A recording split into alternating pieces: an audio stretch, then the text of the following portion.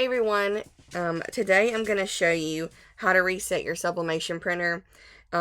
You should have an error coming up on your printer here soon that will say the ink pad is nearing the end of its service life. Do not be scared. You don't have to go get a new printer. I've got a way around this. I actually learned this from another YouTuber years ago, a couple years ago when I first got into the business of sublimation. And I do not remember who she is, but I want to thank her. If I find the video, I'll link it below. But I've used that, and I solved the issue here with this problem. So I have a few different Epson printers. I have the Epson ET15000. I've already done a video on that one, how to do it, because it's a little bit different. It's more easier. All you do is buy the new maintenance box and throw it in, and it resets it. Now, the video for this one's going to be for the Epson ET2720 and the 4700s. And I'm sure that there's another one out there that starts with 27, but for the smaller models that basically print like the 8.5 by 11 or 8.5 by 14, this is what this video is for. So I have this on the screen right now. This is what you're going to download first. So I'm going to show you where to go. You're going to go on your internet here, and you're going to go up to Google. I already have it pulled up here, so I'm just going to show you how to get here. So you can go into Google, and you're going to type in Wic Reset. Okay. And it'll be this first one here. I think it's this one too. Let's see. I'll just do this one, support download. And I highly recommend that you have a virus protection software on your computer. I am using a Mac. I do have malware running in the background. It's a very, very, very good antivirus program. Don't do this if you don't have a virus program on your computer. You shouldn't be using your computer with that one anyways, but that's just my preference.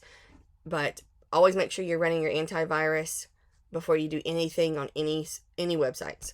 So before you download anything. So, but this is safe. I've used this for, like I said, since I've been in the business for about 2 years now. So you're going to go to this website. Okay. I have a Mac. So I would download this one. You can have it for Windows, and I don't know what that is. So, you just simply download it. Okay. I'm going to re-download it and see what it does, just to show you, because like I said, I bought it 2 years ago. So we'll see what it does real quick. Just to see if I think it walks you through some steps. We'll see here. Nope, it simply downloads it. Okay. So that's all you need. So I'm going to exit out of this just because I don't need it anymore. So this is what you're going to see on your computer. Wic Reset. This is going to pop up. So if you open this up, this is going to pop up. Okay. To get your printers have to be on and hooked to Wi-Fi for them to show up. You're going to hit refresh, detect printer list. If you have, let me turn my Epson 15000 on. Just so you know, because I did have to figure this out, but I did make a video for that one. It will show up because it's Wi-Fi. So in a minute, I'll refresh it, and the 15,000 will show up. But if you want to know how to reset that one, go watch my other video below. That one is so easy. You just buy the maintenance box, okay?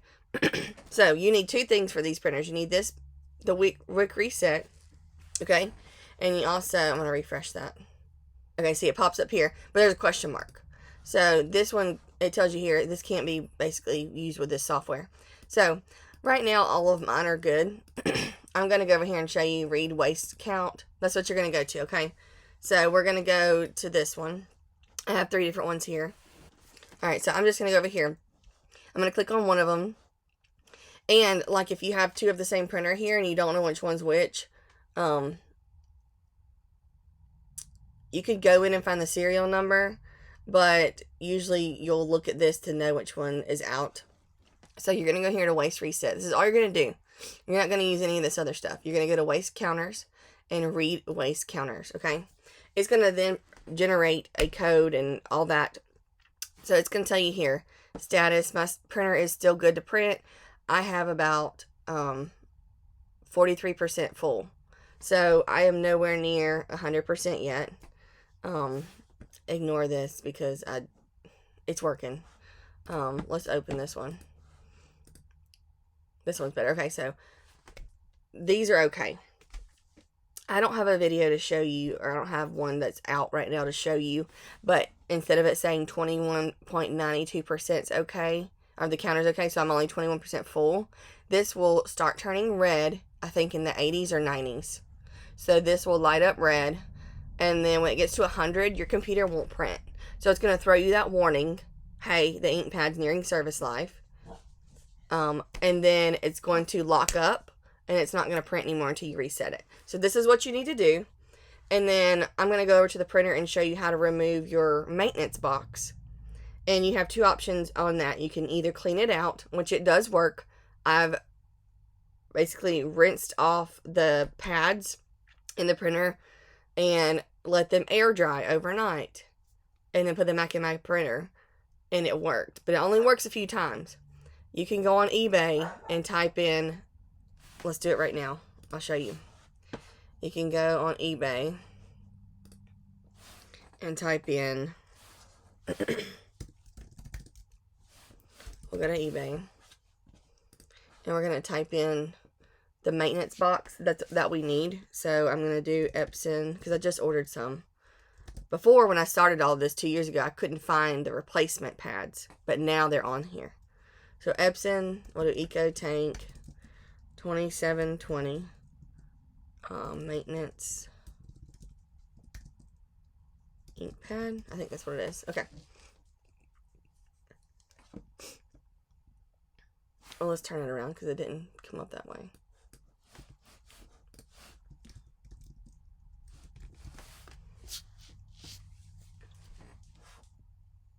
Okay, they did. So you'll type in maintenance ink pad, and then I just put Epson 2720. Please keep in mind the 2720 and the 4700 have the exact same ink pads, so you don't have to buy separate for those two printers. It's the same setup. So this is what you're going to need here. It's got all these little paddings. You're going to click on this, and it tells you which printers it works for. And the 2720 is in there, and the 4700. So also, if you use these, they're in there as well. I always buy like 10 or 20 of them at a time. I think it comes in a pack.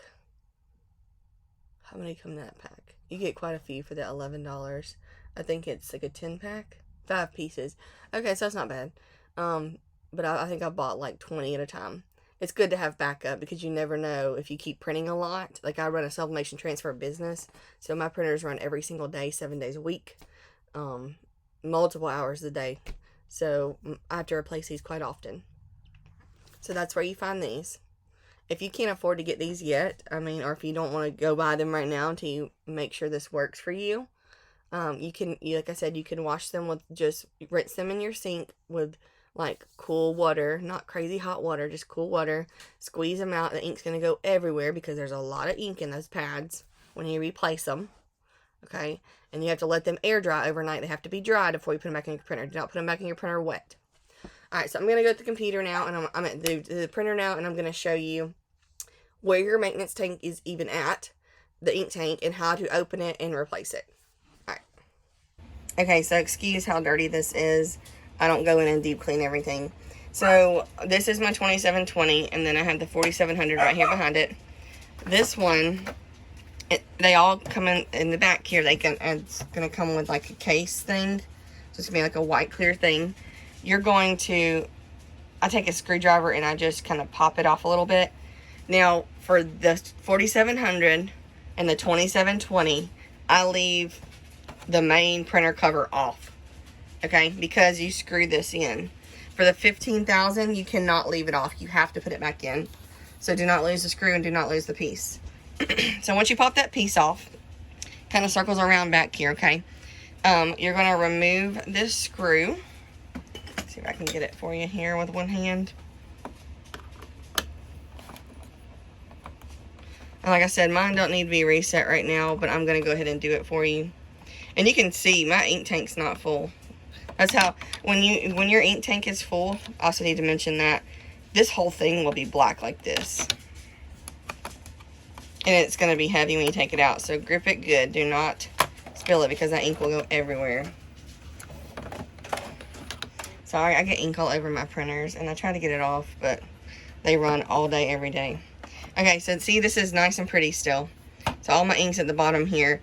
When you pull this out and it's full, the whole thing's going to be solid black and it's going to be heavy, heavy. So if you're going to replace this when it's full, instead of buying new pads, all you do is take it to your sink. Just be really careful. They slide right out. And then I always rinse my container first and let it sit on a towel upside down. And then I'm going to basically wash these out and just squeeze them and squeeze them and squeeze them until they don't have any ink left in them. And then you're going to squeeze all the water out and let them dry on a towel overnight. And you simply slide it back in. Now those ones I just showed you on eBay, I found that they give you an extra piece. So don't freak out if it doesn't fit perfectly. That's completely fine. I think some of these are supposed to go upside down. I just shoved them in there and they fit just fine. They do have some cutouts on the bottom here. But I think, so you can kind of see a cutout there. Some of them won't fit in there 100% all the way. But they do the job. You push them in there. I take one piece of it off. I think there's a little bit too thick. And then you're going to, once you have a fresh one in there, you're going to slide it back in. It slides right back in. And you're going to put the screw back in. Alright, it's back in there. It's good. If you feel safer, put the case back on. It just slides in this way. It pops right back on. That part doesn't have a screw or anything. It's just a little plastic piece. And all you're going to do, let's go back to the computer and I'll show you. You have cleaned it out. It's ready to go like a brand new printer, okay? Once it's all clean, you're going to go over here and you're going to go to Reset Waste Counters, okay? And then right here is where you're going to put the code in, your 16-digit code. But you can click here on Buy Reset Code and it's going to bring you right to your website. And you have the option here of which ones you want to buy. And you can use PayPal. Always use PayPal just because it covers your butt. So you can use PayPal so it's safe. And then they will send you, once you go through the process of buying it, they will say, okay, awesome. You know, basically it's you've completed your transaction. We're going to email you a code. So make sure you put the correct email address in there. Double check before you submit it that you want to use. I accidentally left one letter out last week when I bought a code. But thankfully their support is awesome. All you do is email support and they fixed it for me. They sent me a new code to my correct email. So once you have that code, we're going to go back over here, and all you're going to do is put the code right here. You're going to hit OK, and then it's going to say, okay, turn your printer off. You turn your printer off. It's going to reset itself, and then it says, okay, you turn your computer back on. You turn your printer back on. Turn it back on, and you have a basically brand new printer. So I hope this helps, guys. Don't be scared if it says, you know, gives you that warning. Don't freak out and say, oh crap, I gotta go buy a new printer. You don't, okay? And like I said, I did find this video from someone else years ago, and I want to thank her. I don't even remember who she is, but it was when I first started, and we all know when you get in this business, some people don't help you, and it's hard to find help with figuring out what to do. But I want people to learn how to fix their printers. There's no need in paying somebody on how to fix your own printers. You should know how to fix your own printers. So that's what I'm going to show you in my videos along with tutorials. So I hope you enjoyed this video, guys. If you like this video, please give me a big thumbs up and hit that subscribe button for more sublimation tutorials. And until next time, see you later.